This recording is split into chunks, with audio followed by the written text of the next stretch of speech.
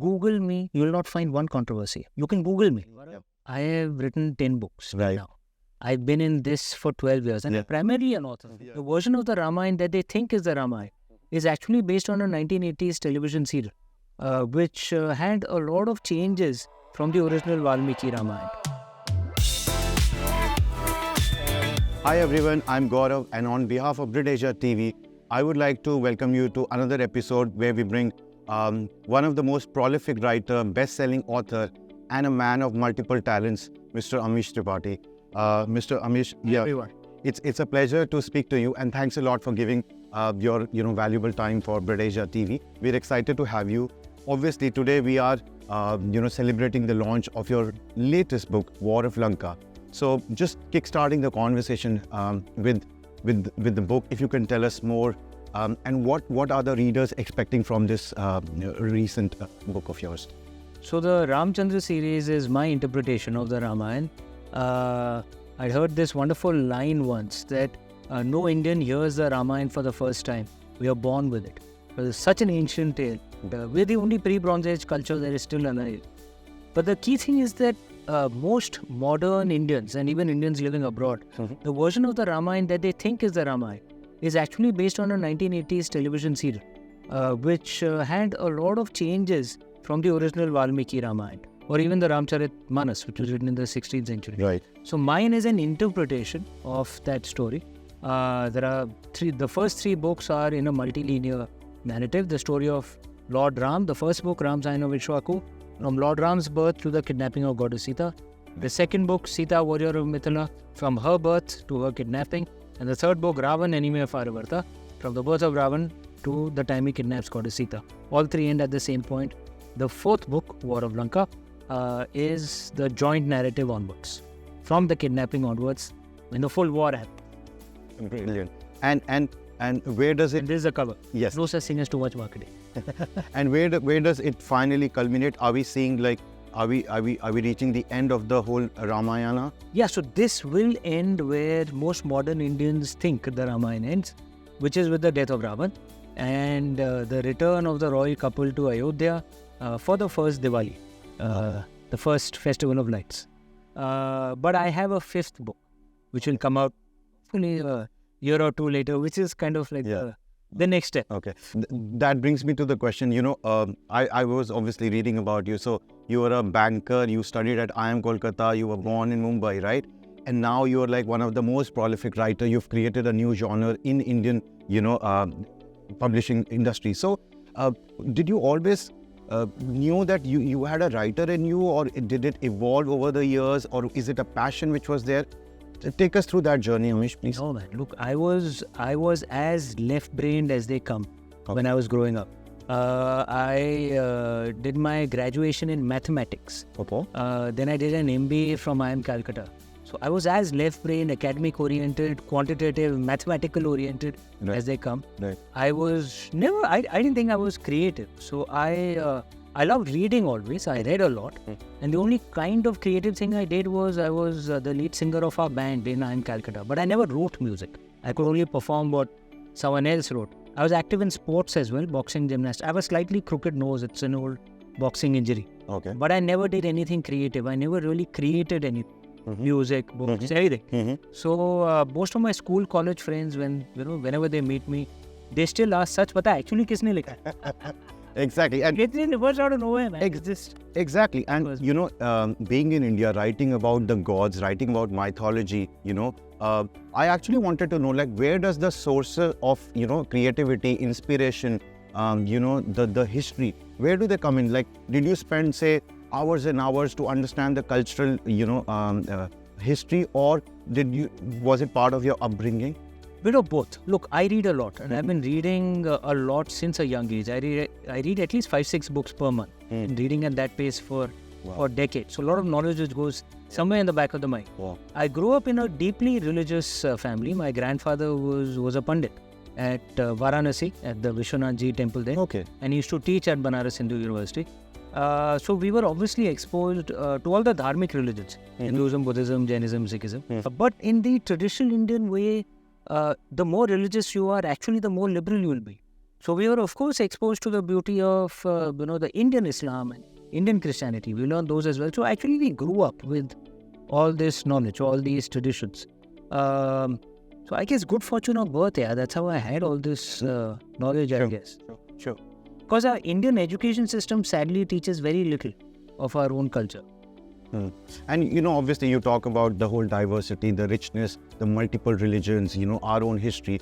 So do you think somewhere like, in the current scenario, is it fading away? Is it changing? Do you see, a whole sort of new narrative coming in terms of, if you look at hundreds of years back, we have always had multiple, that's the uniqueness of our history, of our culture. So how do you see that transition? Actually we suffered invasions for many centuries, very brutal invasions. Will Durant, an American historian, had said perhaps the Turkic invasion of India was one of the bloodiest invasions ever in human history. But yet, despite all that, my confidence in India actually comes from the Indian masses, not the Indian elite. Much of the biases that you see are actually with the Indian elite. Okay. If you go to the masses in terms of practice, right? There are many Hindus who will go to Ajali Dargah in Mumbai, which is actually the tomb of a Muslim Sufi saint. Yeah, I've been to Ajali as well. There's a Venkateswara temple in South India, and you should Google those images. Women in burqas, Muslim women in burqas come and play. It's a Hindu temple. They come and pray there, right?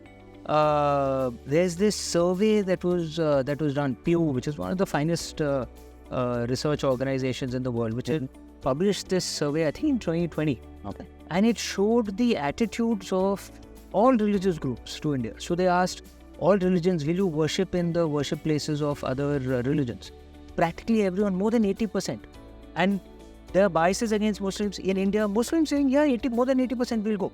They asked people, do you believe in karma and dharma? More than 90% of Muslims said yes. Okay, which are actually dharmic concepts, right?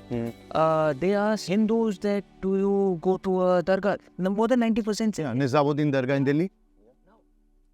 Yes, I'm not saying they are perfect, because when the question was asked that would you be okay with your children marrying outside your community? Yes, majority of them said no.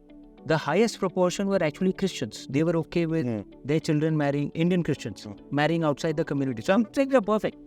But in many ways, we are much better than the rest of the world. And this is actually the Indian masses. There is certainly a problem in our elite circles, and much of our media, and on both sides, the left wing and the right wing extremists, Ram Banai Jodi, they meet for each other.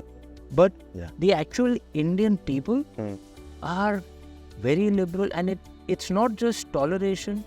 We actually celebrate each other's our diversity and religions.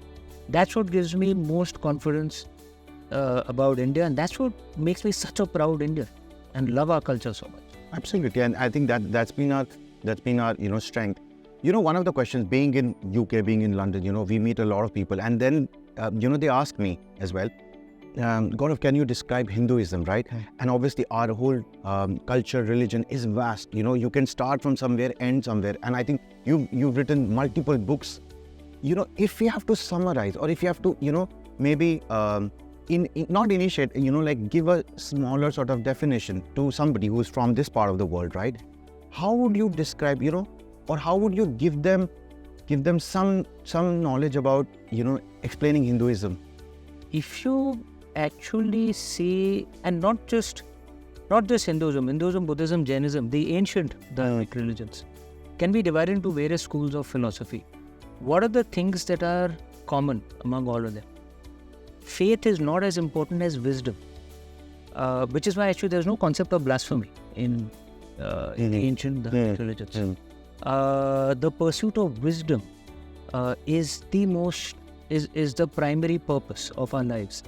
Nirvana actually means the Buddhist term nirvana, which is actually the Hindu term moksha. They're both broadly the same thing. Is actually when you become wise enough that you become divine yourself. That's what the...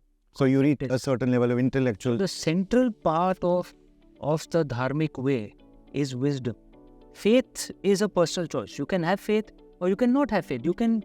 there are many schools of philosophy in Hinduism which are actually atheist. And in Buddhism and Jainism as well. They don't believe in a creator God. That doesn't matter.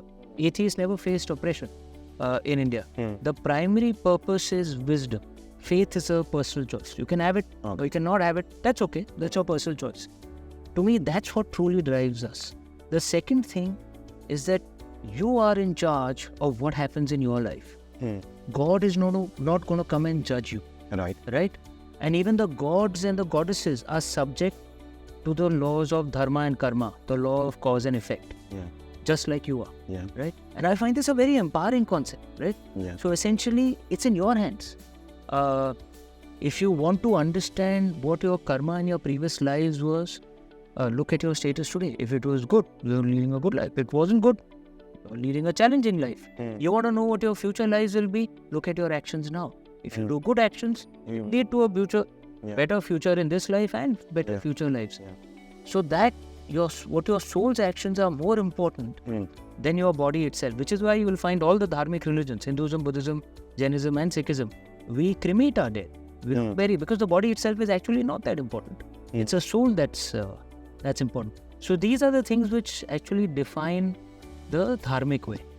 Amish, you beautifully described so many complicated yet defining things.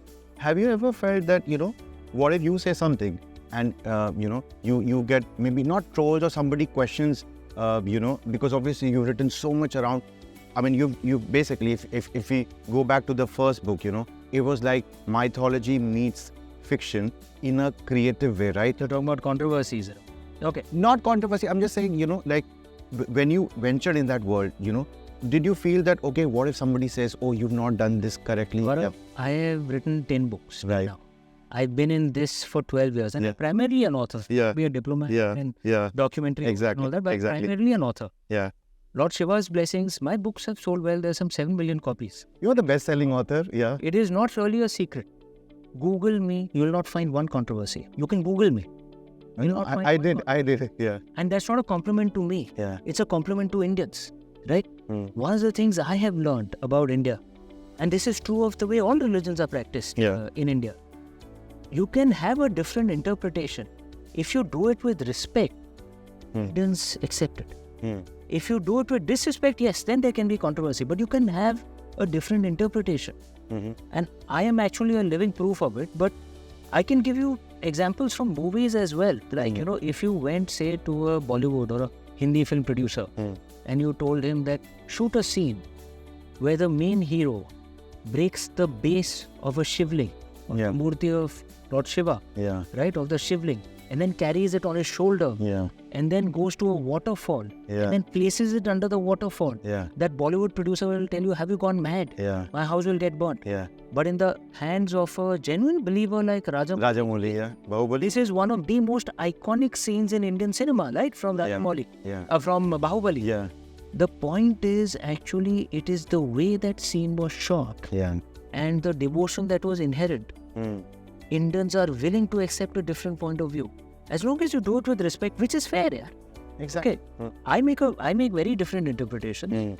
I do it with respect. I never hide that. I'm a believing Hindu. I'm a very proud Hindu. I respect all religions, but I'm a proud Hindu. I wear a Om Namah Shivaya Kala. I wear a Rudraksh Mala. And again, proof of the pudding and the eating. 7 million copies, not one controversy. You can Google me. You will not find anything. Easily. Okay, so let me ask one last question, like before we wrap up. It's like, obviously there's a debate in India on, you can be one of the experts to give us some insights, with the word Bharat and India, because you've read so much and you've written so much. Any points in history where, the term Bharat comes in, or India, and, people want to do creative talk around it? I've heard this controversy. I was asked by some TV channels also India to come and comment on it. I said, boss, you can make a mountain out of a hill. See, because the Indian constitution recognizes both India and Bharat. India, that is Bharat. The root of both terms are actually Indian. Bharat is a very ancient term. So even in the Vishnu Puran, for example, Bharat has been mentioned. Vishnu Puran is at least 2,500 years old. It says, Uttaram yat samudrasya imadrashchaiva dakshinam varsham tada bharatam nama bharti yatra santati. That north of the ocean, south of the Himalaya, lies the nation of Bharat. And there live the descendants of Bharat. This is a Sanskrit line from the Vishnu Puran, 2,500 years ago. So ancient Indians did have a concept of India, by the way. The British didn't create India. Our ancestors created India. But the term India also actually comes from the word Sindhu, which is the Sanskrit Indian term for the Indus. Indus, yeah. Sindhu became Hindu in the pronunciation of the Persians, not the modern Persians, ancient Persians. The Avastan language, they didn't have Sir to become her. So Sindhu became Hindu, which as it traveled further west in European became Indo, Indus, Indica, which actually gave rise in the European, Mediterranean European, which actually gave rise to the term India. So even India is actually, the roots are Indian. They're both Indian. I think it's an unnecessary controversy. They're both Indian. Yeah. No, absolutely. And for me, when I speak in English, I say India. When I speak in Hindi, I say Bharat. Yeah. Okay. One of the things from your first book. So when I meet, some of the young students here in our, academy, they talk about, oh, you're talking about Hinduism, or the blue god, or are you following the avatar? So, when somebody doesn't know anything about religion, Shiva, what is your reaction if, somebody who's unaware and he uses these terms, and then they ask you, can you describe Shiva? Obviously, you've written books, around the whole philosophy, history. How would you explain to somebody who's willing to understand, but has a very rudimentary answer? Yeah.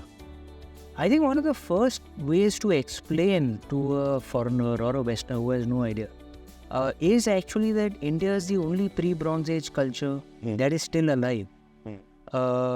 Imagine if the worshippers of Apollo and Zeus were still around. And because that they would know, Apollo, Zeus, Thor. Right. And Apollo, Zeus, Thor are actually young gods, right? Compared to what our gods were. We chant hymns. Every morning I chant a hymn that was composed 8,000 years ago. We are the only pre-Bronze Age culture that is still alive. We're perhaps the only goddess worshipping culture that is still alive. We're the only nature worshipping culture that is still alive. We're one of the few. In ancient cultures, it was believed that the divine is in everything. The very term namaste means I bow. My soul bows to you, yeah. To the divine within you. It's erroneously translated as just hello. Yeah. Actually, I bow to the divine within you. It's a very beautiful way of greeting. Yeah. This is what our religion is. This is what our gods and goddesses represent. And in many ways, a far more equal and just way. You'll notice in English, for example, when you write God, the male God, is written with a capital G. How is goddess written? Small g. Yeah, why? There is a historical reason for that. Because the goddesses were... There was a hierarchy. Yeah. But in Sanskrit, whether it's a male god or a female goddess, same respect, same term, same term, right? It shows our culture. I'm not judging anything. Right. Every culture has its own strengths and weaknesses. I'm not saying the Indic culture is perfect. It's in our way as well. But these are things that I love. We are natural environmentalists. We are natural goddess worshippers. We are natural believers in the divinity in everything. In all human beings, in all plants, all animals. This is the best way, I guess, to introduce. Yeah. No, brilliant. It's so fascinating to speak to you and, hear these things. I mean, I'm feeling so good that, you left your banking career and started writing. But did you know that you will write a book and suddenly millions of copies will sell, and scripts like Karan Johar, Bollywood, like everybody would want to make, series or... My first book, I finished in 2008. Right. It went around to publishers for 2 years. Yeah. Every publisher sent to rejected it. I stopped counting after 20 rejections. Yeah. Some gave me very detailed feedback for why my book is a guaranteed flop. Really? Okay. Yeah, serious. I actually self-published my first book. Okay. And it took off in the first week itself. Much to my surprise. Absolutely. Okay. And then some 3-4 months later, many of the publishers who rejected it, then came back to bid for it. Okay. Yeah. And did you say, okay, let's put one more zero or whatever? Yeah, of course. And I could negotiate a good deal, negotiate good terms, right? Yeah. Because the book was already a hit. Right. Look, I'm as surprised as many of those publishers that my books did well. Yeah. I'm living a dream, don't wake me up. Absolutely. And, books, like for somebody like me who's, from India but living in UK, do you think books are a very interesting, medium to connect? When you're away from your country, you want to connect with the culture, the roots. Do you think, the genre you have created, it's an interesting way to connect, to know, and go back into history to learn more about the whole mythology?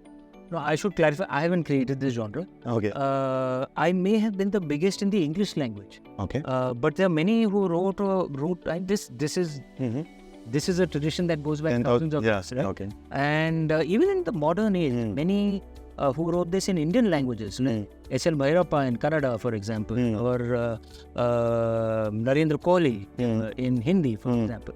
So I'm just, I happen to be the one who's written it in English. Yeah. Look, this is a great way for our youth, our Indian youths, and indeed even foreigners to get connected to our culture. And as India rises and becomes more and more powerful and visible across the world, right? More and more people will be interested in our culture.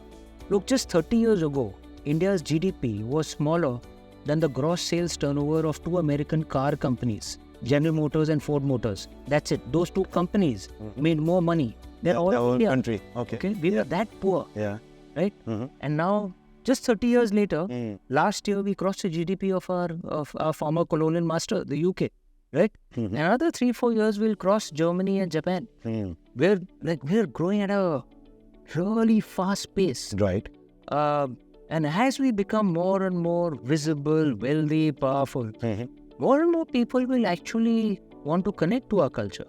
Not just, of course, Indians living abroad, but even Westerners and foreigners. Yeah. And I think these books are a great way for them to, and our stories. Yeah. It's a great way to connect to our way of life. Yeah. I think maybe that's the reason, like you don't have an Indian audience, you have a global audience. So maybe it's a window to India, to the culture, mythology, the heritage. So I think that's why your books, sell to millions and millions of people, right?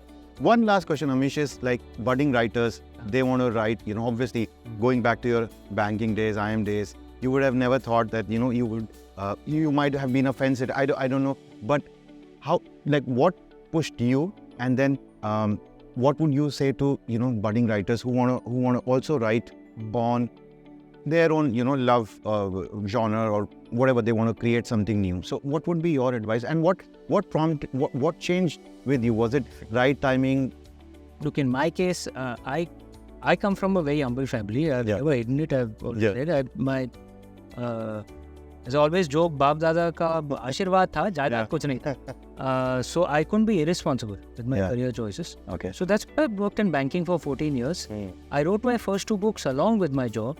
I resigned only after my second book and my royalty check became more than my salary. I mean, so typical Indian. You can call it boring, pragmatic, whatever. Right. I don't care.